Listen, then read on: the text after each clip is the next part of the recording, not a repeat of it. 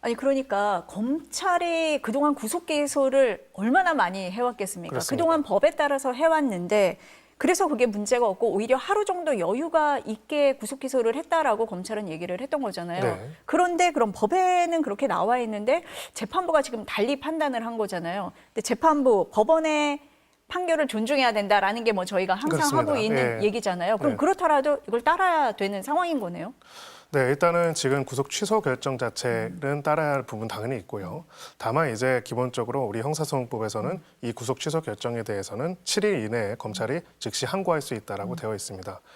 종국적으로 보면 제가 아까 두 번째 쟁점까지 이야기하고 이제 최재형 감사원장 의견까지 이야기하는 이유는 결국은 이 모든 걸 종합해 봤을 때 이번에 이 결정으로 이제 즉시 석방하라는 취지가 전 아니라고 생각합니다. 즉 한마디로 이것과 관련된 영장의 집행과 이 수사 절차 전체와 관련돼서 상급심 법원에 확립된 결정을 받았으면 좋겠다. 그걸 받고 나는 진행하고 싶다라는 얘기거든요. 만약에 이 상황에서 검찰이 즉시 항고를 안 하고 석방한다면 판단을 받을 수가 없겠죠. 그렇죠. 네, 그렇기 때문에 상급심 법원에 확립된 판단을 받기 위해서라도 너무나 당연하게 검찰은 즉시 항고를 하는 게 타당하고요. 또 실제로 이제 검찰 입장에서는 영장을 기소를 누가 했냐면 검찰이 했습니다. 그러니까 만약에 국가기관인 검찰이 스스로 적법하지 않은 기소를 했다라고 인정하는 꼴이 있어요. 만약에 즉시 항고를 안 한다면요. 그건 맞지 않기 때문에 기본적으로 이 부분에 있어서는 특히나 종래의 기존의 선례와 내용들과 너무나 다른 내용들이고 그런 부분들이기 때문에 즉시 항고를 통해서 상급심 법원의 명확한 판단을 받을 필요가 있다. 이렇게 볼 수 있고요. 어찌 보면은 재판부도 그런 부분들이 염두에 두고 결정을 내렸다. 이렇게 생각합니다. 앞서서 뭐 윤석열 대통령 측이나 국민의힘에서 얘기를 할 때는 공수처의 수사권 이 부분이 문제가 있다고 법원이 판단을 한 거다 이렇게 얘기를 하는데 그런 겁니까? 정확하게 표현하면은 문제가 있다라기보다는 이 부분에 대한 논란을 상급심인 대법원의 판결로 정리해 줬으면 좋겠다라는 입장을 밝혔다라고 보는 것이 참 맞다라고 생각을 합니다.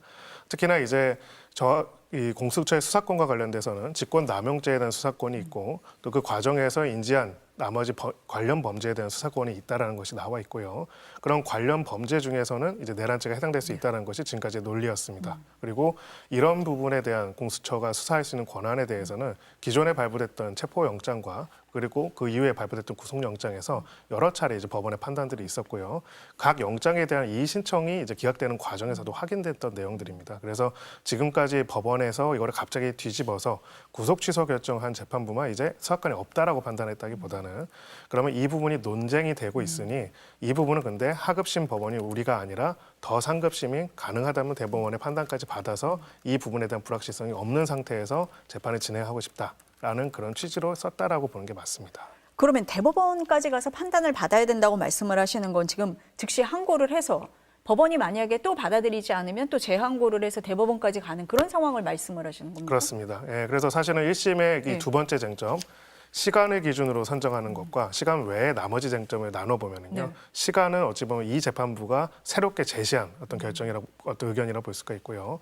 두 번째 공수처와 관련돼서 여러 가지 이야기를 한 부분들은 이 부분에 대해서는 자신은 판단하기가 앞으로 선례가 없어서 판단할 수가 없으니 상급심 법원의 판단을 받고 그 판단이 받은 상태에서 재판이 진행되는 게 좋다라는 의견을 밝혔다는 것을 볼 수 있습니다.